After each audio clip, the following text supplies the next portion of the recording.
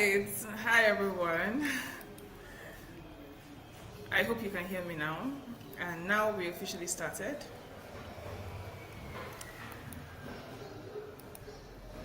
So you guys would never believe that I did not click go live. I actually did not click go live, but I'm here now. I am looking for where I can see everybody's comments. Um,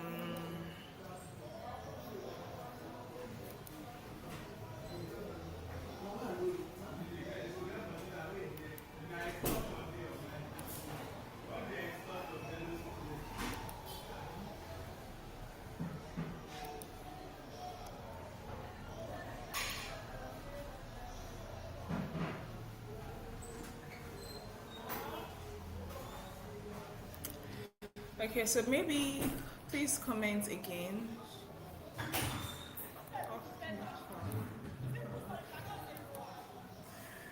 All right.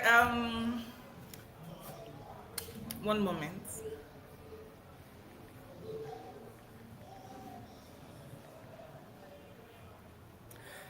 So I'm seeing that yes, they're commenting or one or two comments, but I can't even see any comments at all. And I'm trying to make sure we sort that out because I want to make sure I attend to everybody, like everybody. Like I'm not missing any questions, so I need to know that I can see it.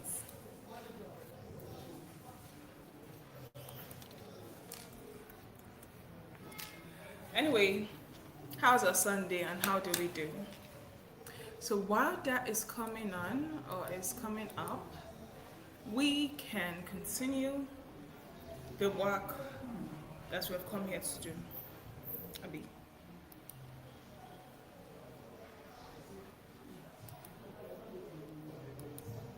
Yeah, I think yes. Let's continue the work that we've come here to do. Good afternoon, everyone. I thank you. I say good afternoon, good evening, everyone. And thank you all so much for joining. My name is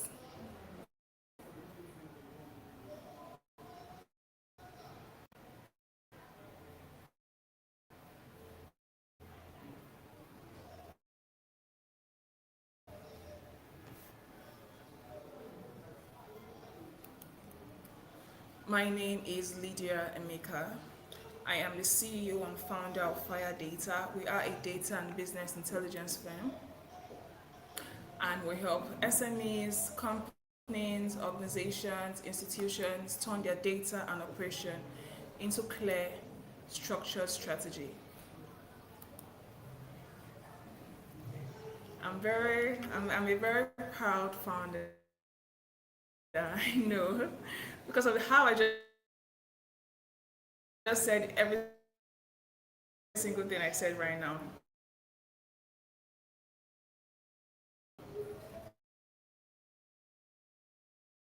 Business analyst and also as a consultant. Those are one of the things that I had to tackle, and I wish someone gave me this class at that particular time. So, oh, this is too much.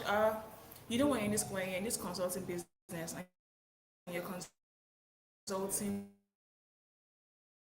for companies, at times how you price, I mean, how you even anchor your price, how you say it depends on how seriously they take you. Exactly. So you hear things like, oh my God, the pricing is too high.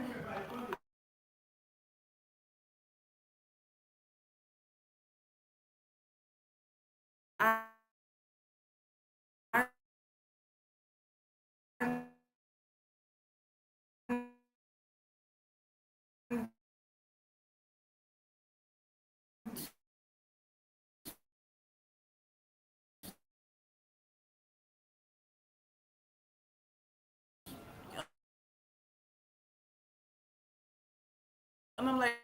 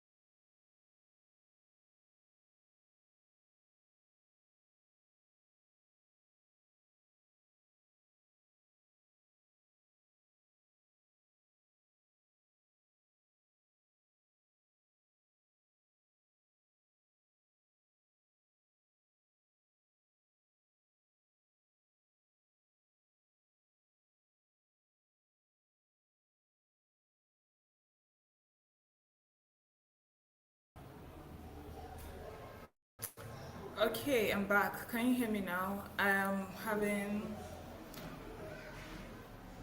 Okay, I'm just seeing everybody's comments now. Network was delaying and trying its best to take us back, but never. We're not going back.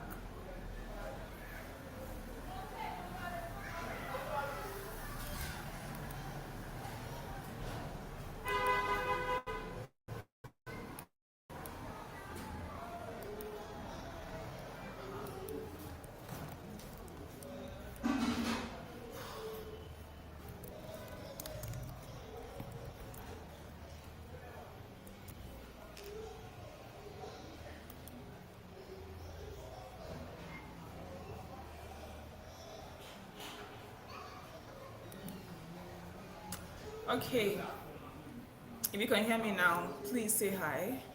I think the network is a little bit stable at the moment.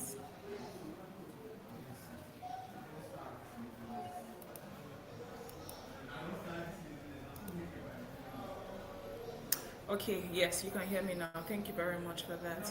So, I think the network kind of locked me out for a bit, but thank God I'm back now. So back to what we're saying.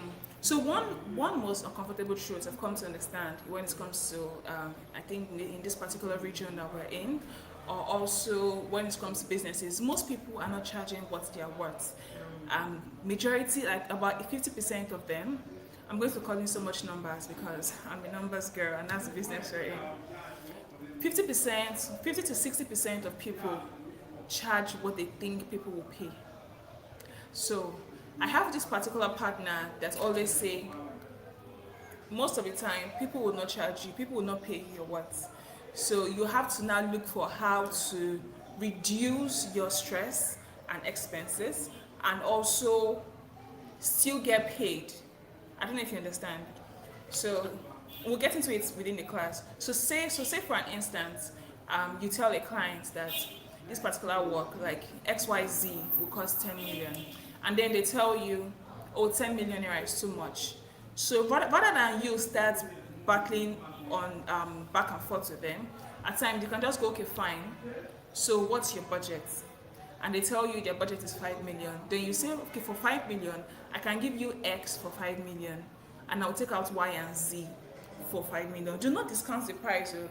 Just give them, due to that budget they have, give them only X. Then when they say, oh, but I want Y and Z, then you now say, for me to add Y and Z for you, this is a certain amount of money that you're going to pay. Do you understand? So that's one way that you have to anchor this entire thing. Now, moving on to the next slide. This is exactly all that we'll cover today.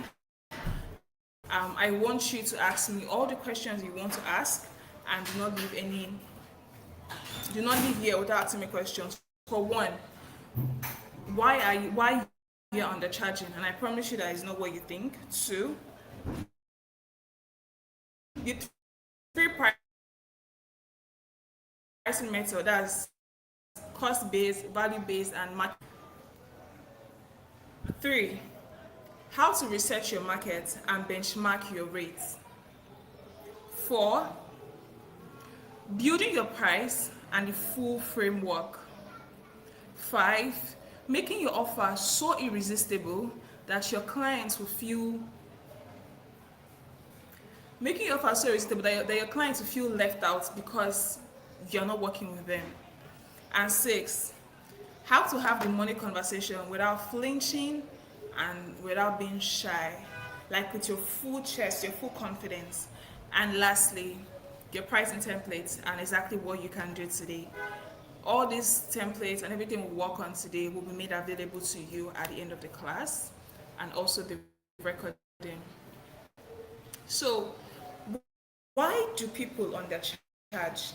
And I promise you that it is not what you think. So when you ask yourself, why do people undercharge? This is not about confidence.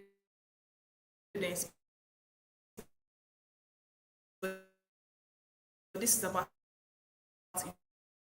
information. Because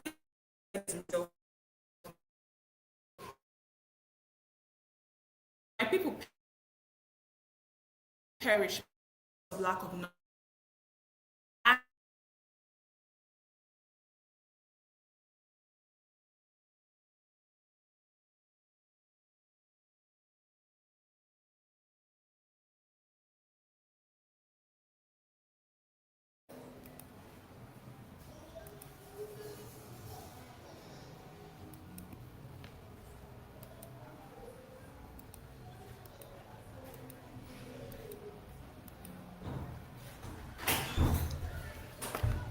But now let's talk about it. What is the real reason people undercharge?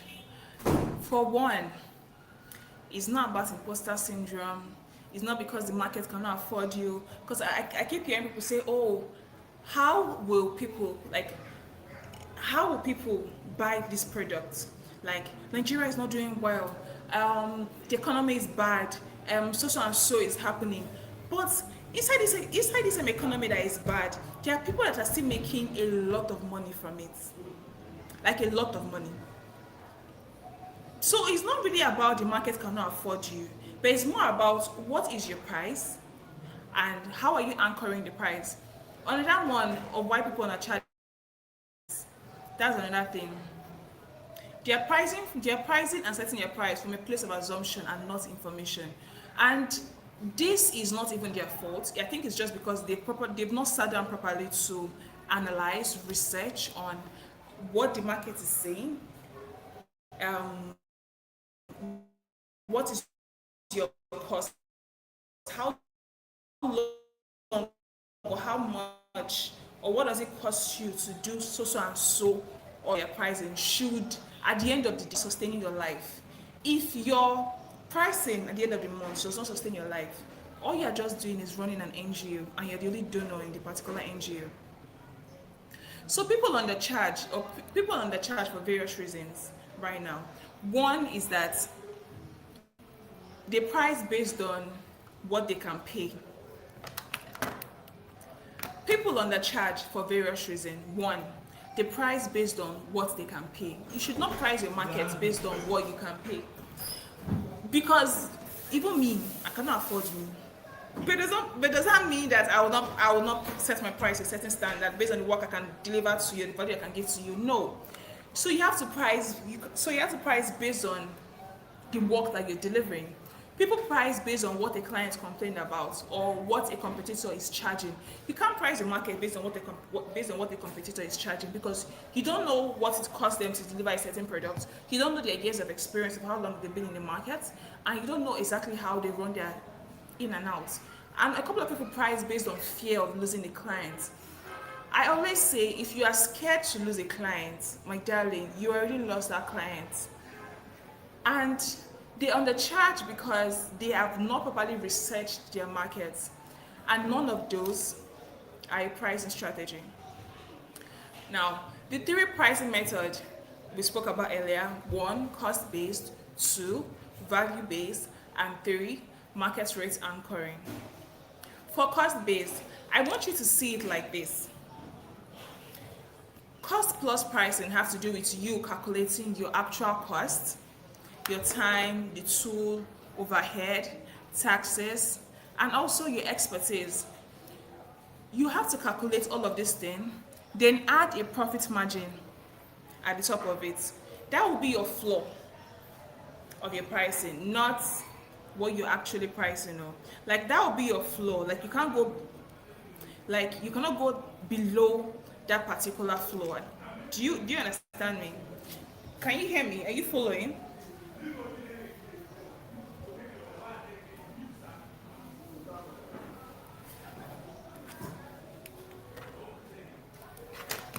So you have to price.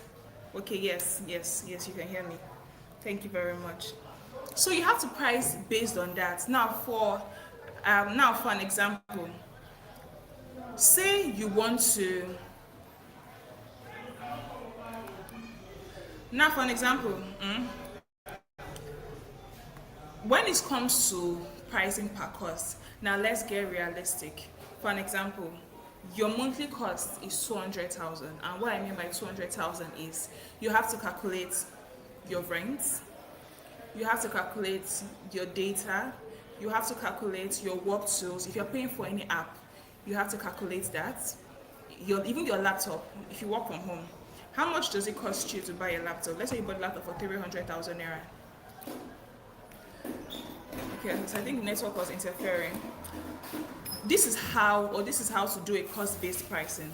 You have to check how much it costs you monthly to live in your house or to even afford your workplace. Say for an instance, it costs you 200,000 naira to live in your house, and how you come to that 200,000 naira is your tools that you're using to work. What tools are you using to work? If you have any app that you're paying for, you have to calculate the amount, the time it takes you to do that particular thing, your overheads, who you are paying to do that, your living expenses, so your house, your rent, your data, your laptop. If you bought your laptop for 300,000 naira, and if the laptop is supposed to last you for like 2 years, so 300,000 divided by 24 months, that is how much that is what it's costing you to use that laptop in a month.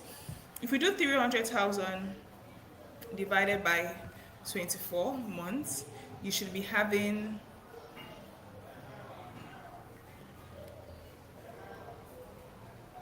12,500. So it costs you 12,500 to use your laptop in a month in your house. So you have to now add all these costs. How much data does it cost you that particular month to use it? It costs you 30k. So 12,500 naira plus 30k. Now your feeding. How much do you spend per month to feed? We are talking about, let's just say, minimum 30,000 naira too. Now, are you paying for any app? Are you paying for CapCut? Are you paying for Canva? Are you paying for Claude? Are you paying for ChatGPT? Let's just say Canva 5k, Claude 25k. Yes, CapCut 10k, 5k, 30. That's 40k. Now your water and what you do. Let's say on that water, 20,000 naira. Now it costs you 132,500 naira a month. You now have to divide this by the amount of times you work in a month. An average 9 to 5 works 8 hours in a week. So in a day. So 8 times, so yes, you work 8 hours in a day. 8 times, you have 28. You have 28 days in a month that you work, Monday to Friday, 28 days. 28 times 8 hours, we're looking at 224. So now that 132, let's just use this 200,000 naira figure here. Now you work say 100 hours a month. An average freelancer works 80 to 100 hours a month. So 200,000 naira divided by 100, it costs you 2,000 naira per hour. Now, your desired profit margin is, you can't do 100% on a 2,500 naira, but you can do 100. Sorry, you can do 100 if you want to do 100, and you can do 50 if you want to do 50. So now, 2,000 naira, 50% of 2,000 naira is extra 1,000. So your minimum rates, because you have to add a profit margin on top of the hour that you already calculated. You can't just give them that hour just like that. So now, when you do a minimum rate, when you do a desired minimum rate and it's 50%, so 50% of this 2,500 naira is going to give you like 1,250. So 1,250 plus 2,500, you're looking at 3,750 per hour. This is your minimum rate per hour that it takes you to work. Now, if a project, like they called you for a project, and the project is going to take you 20 hours to do the project, you're not going to do 20 hours times the 3,750. This is your floor price, 75,000 naira. If it's going to take you 24 hours, or if it's going to take you 72 hours to do that project, you times 72 by this 3,750.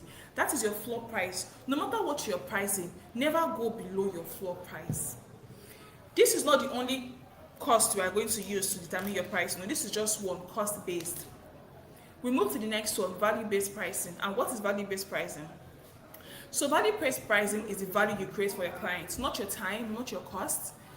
The question is, so the second method of how to calculate your price is value-based pricing. So value-based pricing, as I was saying, is the value that your work will give to your clients, not your time, not your cost, the value. If, let's say I'm speaking to so let's say I'm speaking to, who else? Who can I use? Let's say I'm a chef and someone is trying to hire me right now to cook for their event. The value, the value now is not my time and not my cost, but it's how good the guests will feel after eating my food. Now that is what I am charging a client, what the work is worth to them. So I always do this as, what problem am I solving? One, what does this problem cost them? If I don't cook for them, what problem would that create for them? Their guests will not eat food. If at all they try to cook their food by themselves, they're going to waste money and time and stress in cooking that food by themselves. That is why they came to meet me. So I'm going to anchor my value at that particular place. So now, what is the outcome? When I finish cooking for you, and let's say you pay me 5 million, that is not the worth of the outcome. The worth of the outcome is how satisfied all their guests are from eating that particular food.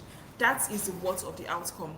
Now, if I don't cook this food for them, how else would they solve this problem? Like, who else will solve this problem for them if I don't cook this food? Is there on that chef that will cook the food for them? How good would the chef cook the food for them? You now have to anchor your price based on, now this particular part is based on, if I'm the most obvious choice, there's no other person that can do it better than me. Of course, this is now how I will price it. This is the second one.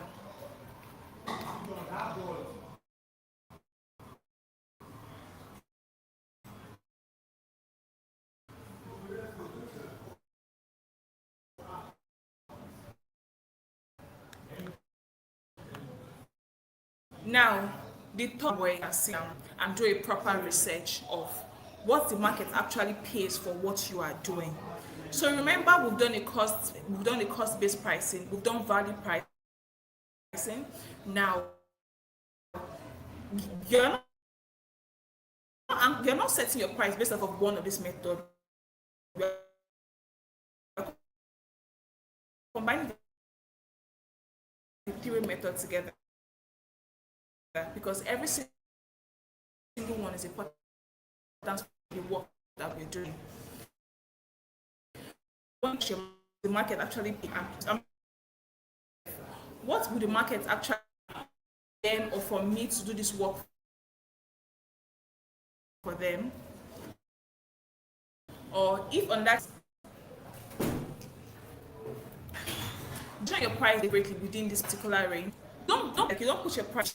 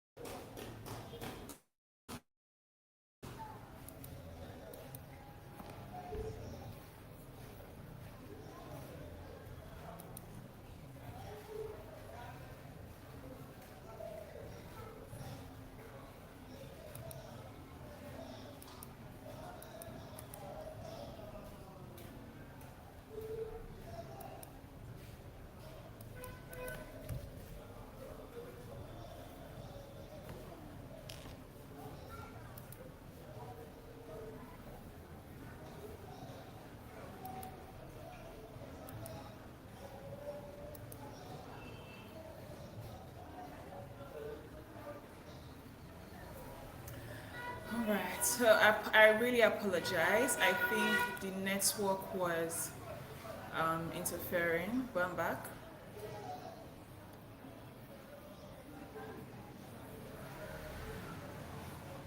Okay, so I got a question here. Miss Ama says, um, this strategy feels like it works if you're offering a service, but what if you sell a product, like you sell a hairband, say a hairband sold at 100 naira a piece. If I add all the base pricing points, won't my cost be too expensive for the product considering the benchmark? Okay, so I think you were talking about the cost-based pricing, which is good. Now you see why I said you can't only use cost-based, you have to use cost-based, value-based, and then market rates. You have to go and research the markets, and I'm coming to that very soon. You have to go and research the market, and I'm coming to that very soon. I'll answer that question. I'll still come back to that particular question, but let's just anchor it there. I'll come back to that question very soon. So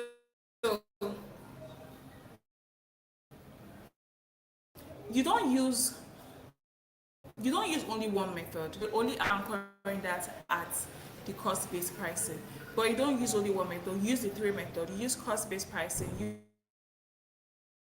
use value-based pricing, and then you use market research pricing. So cost-based pricing gives you the floor. That's the minimum below which you lose money. Market rate anchoring gives you,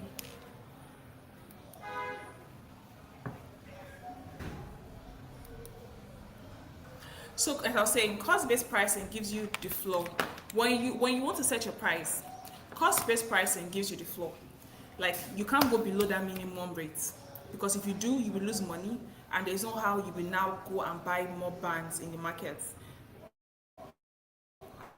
And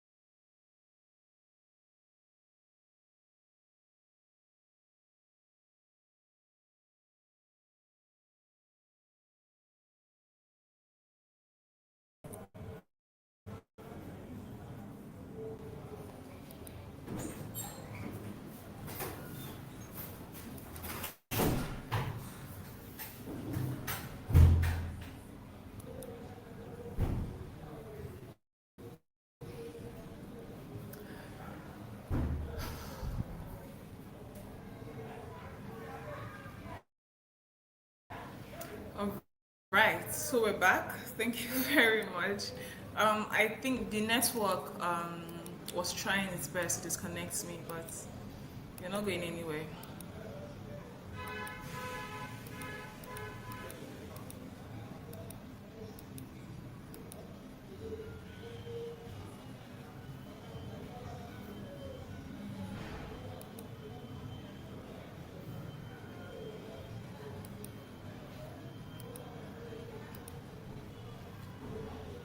So, can you hear me now?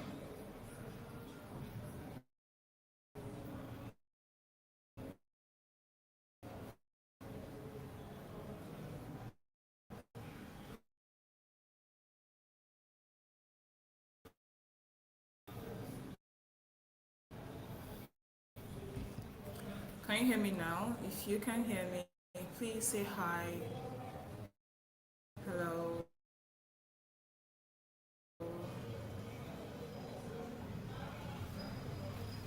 Seed.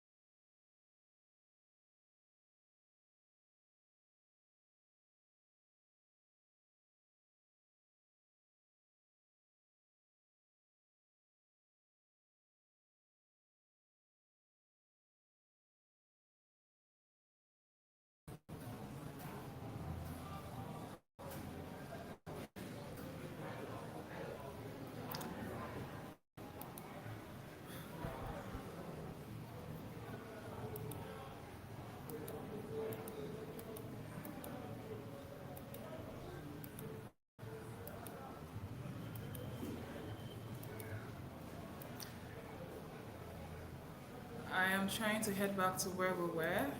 I think I was done explaining the three method of how you price, and also letting you know that you can't use one method. You have to use all three method. Just to recap, cost based pricing gives you the floor. That's you can't go below. Best rate current gives you which is exactly where the market sits.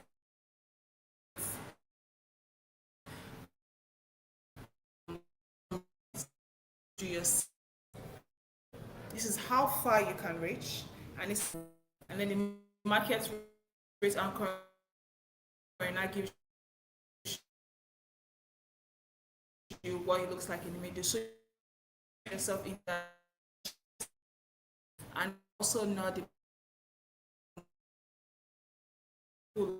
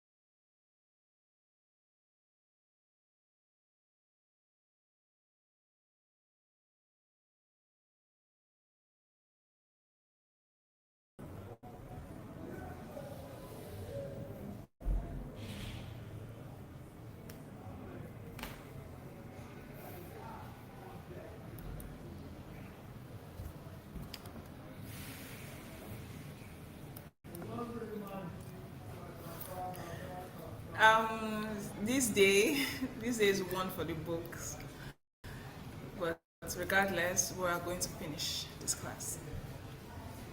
I really apologize for the network that have been so unstable and sweet flow that we are having.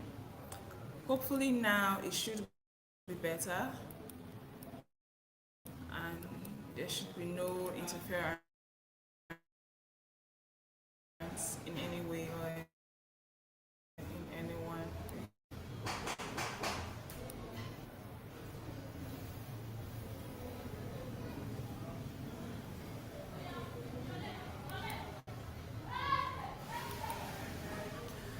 Okay, now let's go to section 3. How do you research your markets to be sure that you are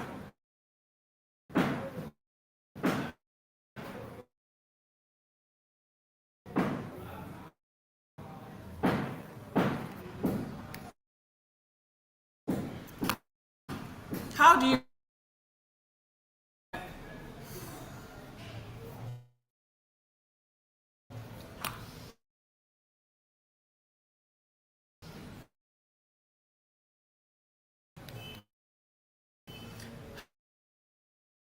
do you research your market and how do you do it?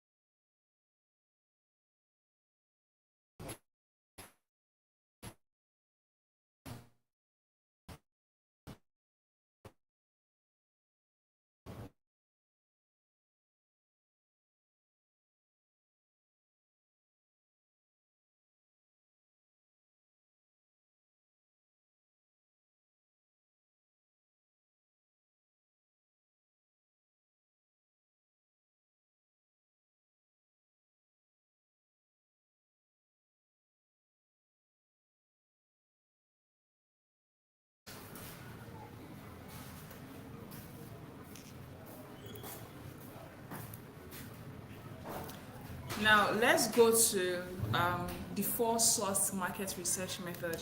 The number 1 here is direct competitor research. You want to go to all the websites, all the portfolios and pricing pages. Now, how to do your market research when it comes to pricing? You want to go to this. The first one here is the 4-source market research method. You want to go to 1, your direct competitor research. Go to the websites and the portfolios and the pricing pages of 10 people doing what you do in Nigeria. Note their rates, their packages, and what is included. This gives you the floor and then the midpoint. Now, the next thing you will now go to is you will now have to go to the community rate survey. So go to all the social communities you can think of: Twitter, LinkedIn, Facebook groups. Search how much do you charge for you put your service, if it's for consulting or it's for cooking or it's for teaching or it's for website design. how much do you charge for so and so? You will find what you will see there is go to Reddit. I think Reddit, majority of people that use Reddit are like in the United States and the UK. You'll see real conversation with real numbers. Screenshot all the numbers that you get and then log it. Maximum it should be 10. Yes, go to 10. Then the third one is international benchmarking. After you check the rates of what they charge in Nigeria, the next thing you should now go to is the international market. How much would they charge for this particular service in US or in UK or in Canada or in London? Now that is the maximum, because obviously the economy in Nigeria is way different from the one in Canada or in United States. So you will not have to go, you will not, that's to be the maximum of what you can charge.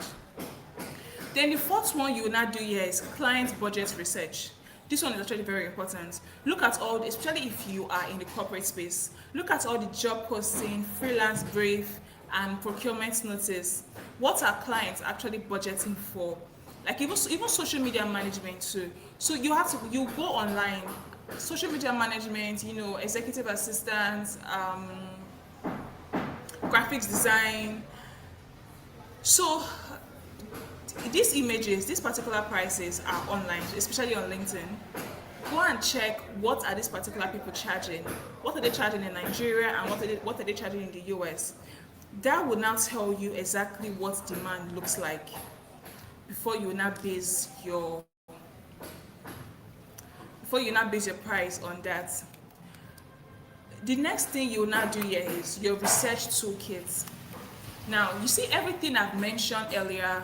I mentioned going to websites, portfolio in Nigeria, in the US, in Canada, checking Twitter, checking LinkedIn, checking Facebook groups to see how these things are being charged or exactly how they charge for things like this.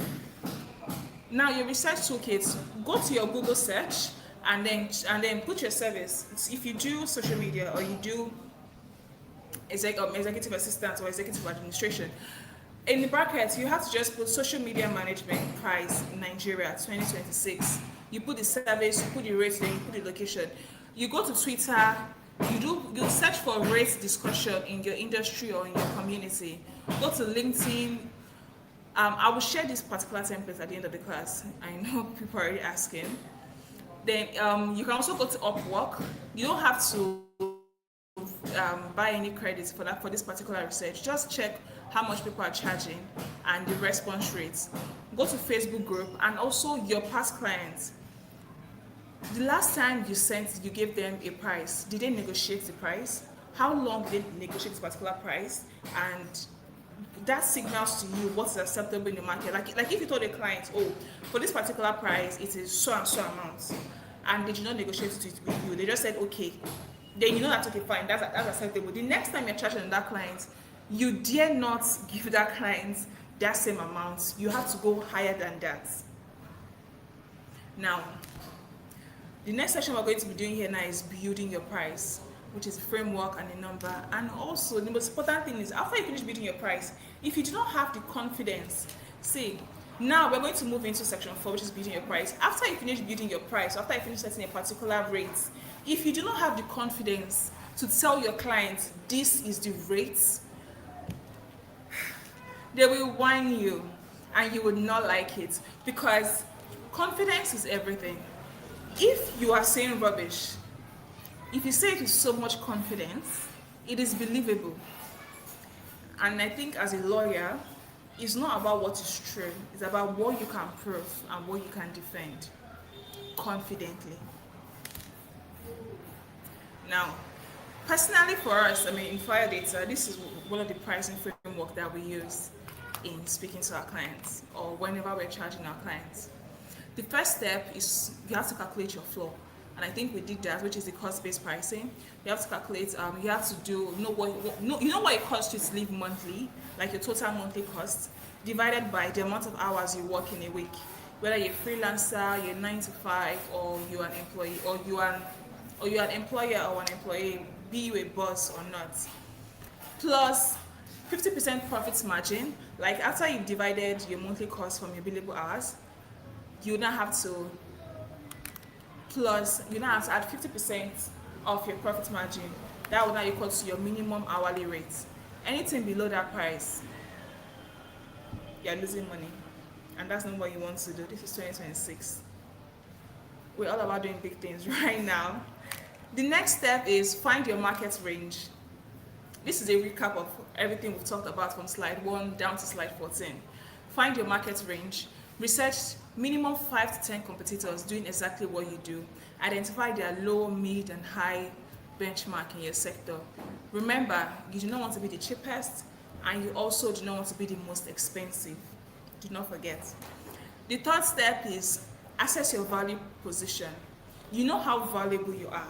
This is why they always say know who you are, because that will also determine what you charge for your work. Everybody is valuable, but at what rate are you valuable? And how high is your price? That's literally just the difference. My price might be higher than yours. Yours might be higher than mine. Does not mean we're not valuable, we're all. But what are you charging for it? Then the next fourth step you'd have to do now is set. So you are not setting your price based off of one method, as I said. It's based off of 3 different methods. Now you now set your project rate. This is the amount of hour it takes me to work on a minimum. You add the 20%. You can add times 3 or times 2. So of course they will always negotiate. We have to give room for negotiation. Then lastly, position. You need to have 3 options, like 3 pricing rates: the lowest, the most expensive, and then the middle. Whenever you're giving your clients an amount, show them 3 different rates with 3 different rates for 3 different return on investment, for lack of a better word. How do you make your offer irresistible now that your clients will feel like they are losing out from working with you? How do you make your offer so irresistible that saying no feels like a client's loss? Now we are entering packaging, because I know they say yes, everything is packaging, and that's the truth. How you package an offer determines who takes the offer and exactly how they take it. How 10 figures, 9 figures, they all know this. The one thing here is clients do not buy a price. They buy transformation. They buy an outcome. Every marketing personnel knows this. You don't sell a price. You sell the outcome. You sell a transformation. So a friend of mine, she's in the real estate business, in the hospitality business. Whenever she's marketing her company's product or her company's services or hospitality, she doesn't tell them the place, between me and you, is expensive, but that's beside the point. But whenever she's marketing it, she doesn't anchor it on it's expensive. She goes to, this place is one of the most relaxing, one of the most calming neighborhood. The air is clean. This place gives you peace of mind. It's a home away from home. So she sells the outcome first. You see the value first before you now begin to talk about the price. An example, right now in my company, without giving so much details, there's a project we're currently working on. When we're sending out proposals to our partners or investors, we do not attach the sponsorship tier at the same time. We send out the proposal at first. Let them see the value or the vision of what we're building, the outcome, what this will do for their business in the long run, in 2 to 3 years. Then when we get into a meeting, we still do the same thing. We still emphasize on the outcome before we're not, okay, fine. So now this is now the sponsorship tier, and this is exactly what the investment will cost. A perfect example, one of the partners initially said no to our proposal. What did we do? Of course, we don't take no for an answer. We replied them or responded with, oh, we understand why you're saying that, but we want you to think about this benefit, and we emphasize on the transformation of what that product will do. Of course, they had a change of heart, and we proceeded to have a meeting, which was a very good and productive one, and they're on board. So it's very important for you to set an outcome. Don't sell the price. Now, the core, what you want to do is, first thing first you should do is anchor the core deliverable, what you actually make or do, what the vision is, what you're working on, how good the hair is, how nice your food tastes, how fast you deliver on a project. That's an outcome. The process, how you work, your method, your communication, your speed. I have a friend, he's an architect. He bills his clients and tells them, oh, I will deliver your work for you in the next 7 days. And he delivers it for them in the next 7 days. And due to the speed of his delivery, he added 50% of his profit margin, and it works for him. So you need to understand your value or your unique proposition, and then anchor your value based on that particular proposition. We're on the same page right now, yeah? I'm pretty sure. Now the next thing you tell them, as I said, is what their world would look like after working with you. Like, it's just like you being on a date, yeah, and then the guy is like, okay, fine. The guy might not be the finest guy in the world, and then he goes, fine, but being with me, this is the kind of lifestyle you would have. This, I would change your life. We'll tour the world. I would do this, I would do that. Of course, every girl will say yes. Because you're setting her a dream. You're setting an outcome of what her life would look like with her being with you. You might not be the finest man in the room, but we all want good things. Okay, let's get serious now. Let's move on. Now the next thing you do is any risk, any for lack of a better word, any, I don't know if the word is conjunction, but any junction or any bus stop or any traffic that you're going to encounter on that particular project, you must have already tackled the question ahead of time. You remove any risk removal. Yep. Now the next thing we're moving on to is the money conversation. I know we're all looking forward to this particular conversation. Even me, I've been looking forward to it too. How do you set a number?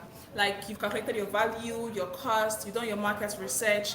Now, how do you speak about the money or what it will cost you without flinching, without stammering, and keeping your clients and making the money back? So I actually like this particular conversation because it says a lot, like a whole lot, about where you, about your confidence too.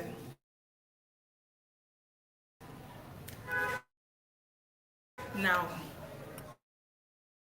when it comes to a price, for a client, the amount, for instance, yeah, I use for an example here, I use a quote. You tell your clients that the price is 250,000 naira. Stop talking.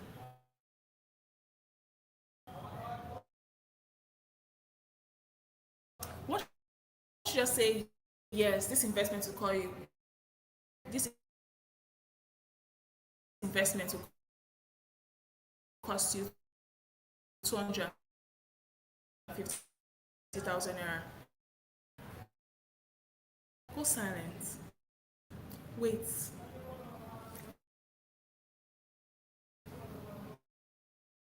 Be very comfortable in the silence. Don't jump the gun immediately and try to start feeling the silence. No, don't do that.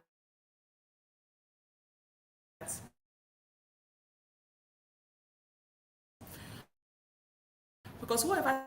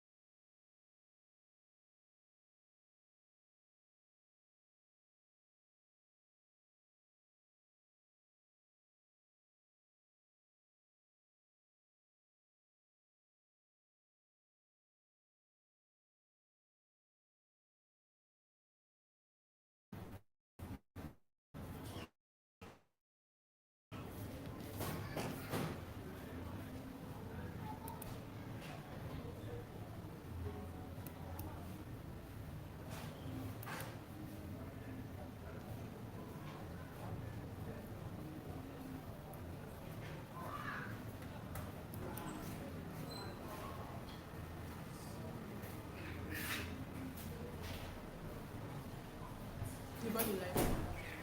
Okay, you can't. You can't switch over.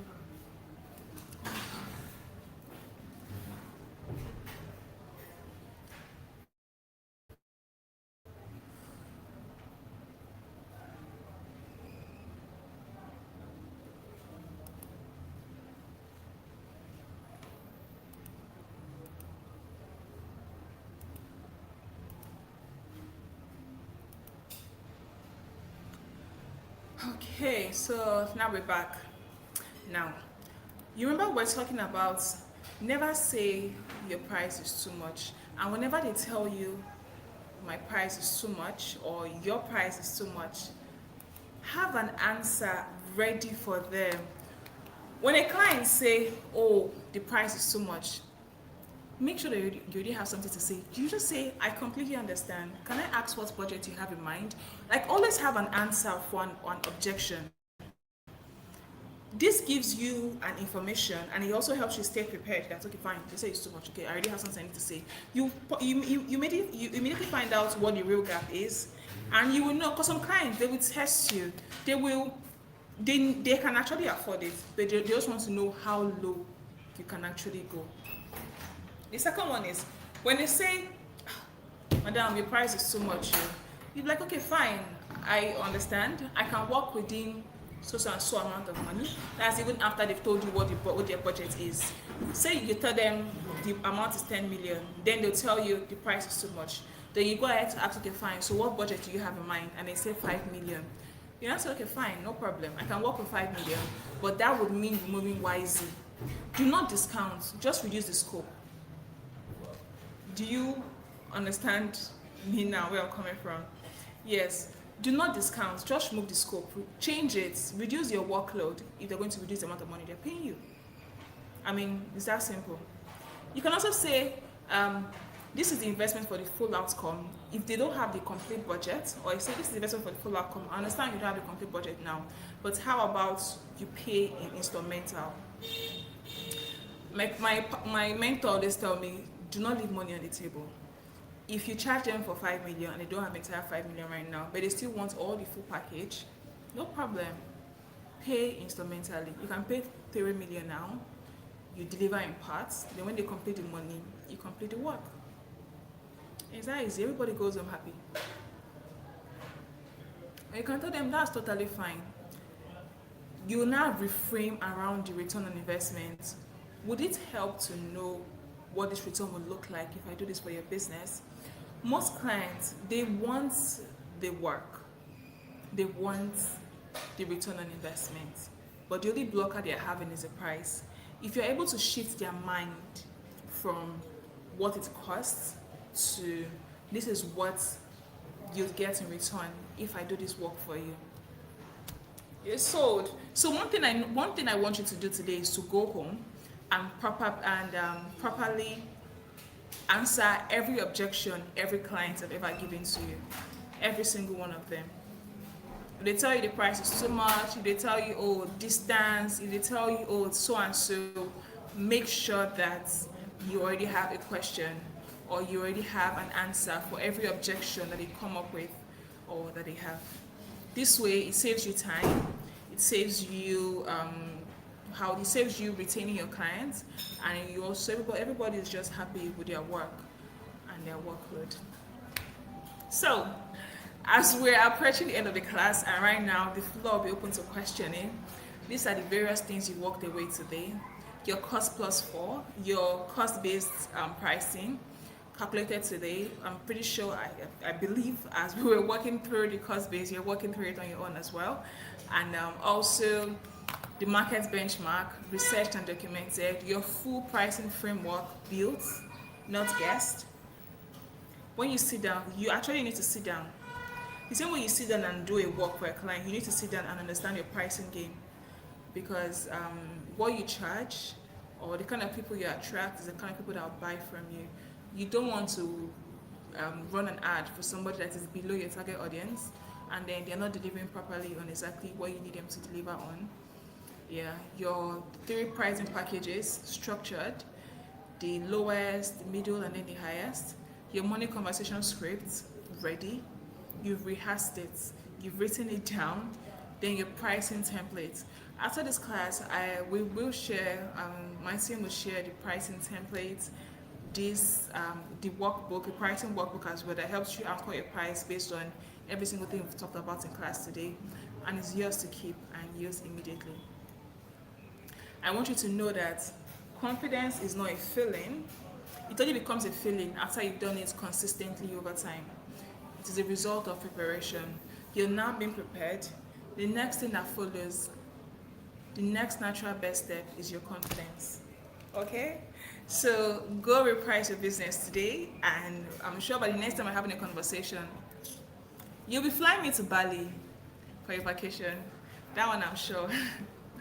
Okay, so now the floor is open to questions, and you can drop all your questions in.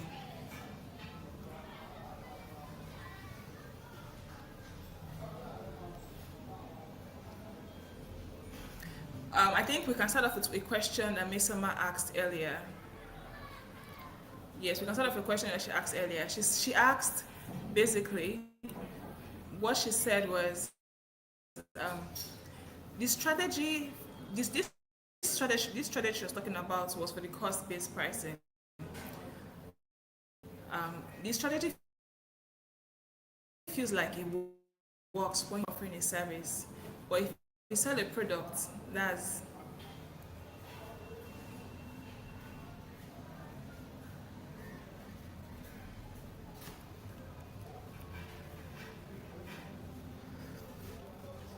okay. If you sell a product, e.g. hairband sold at 100 naira a piece, if I add all base pricing points, won't my cost be too expensive for the product considering the benchmark price of the products in the market? Before I answer this question, Miss Summer, if you can hear me, I want to be sure you can hear me. Have you, due to the market-based strategy, have you been able to understand this particular question? Because you remember when you asked this question, it was when we were on the cost-based pricing. But as we've touched on the market-based pricing, do you understand it a lot better now?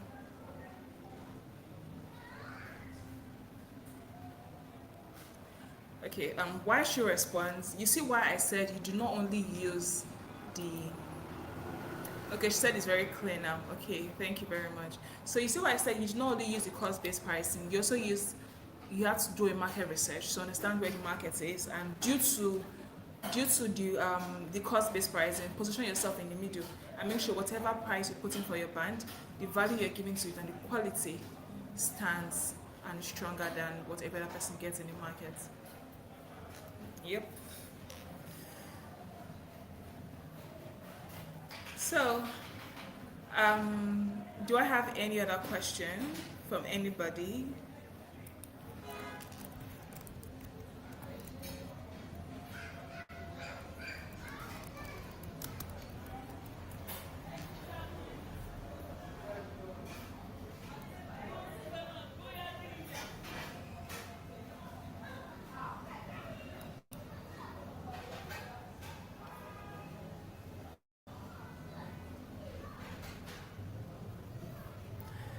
Any other question?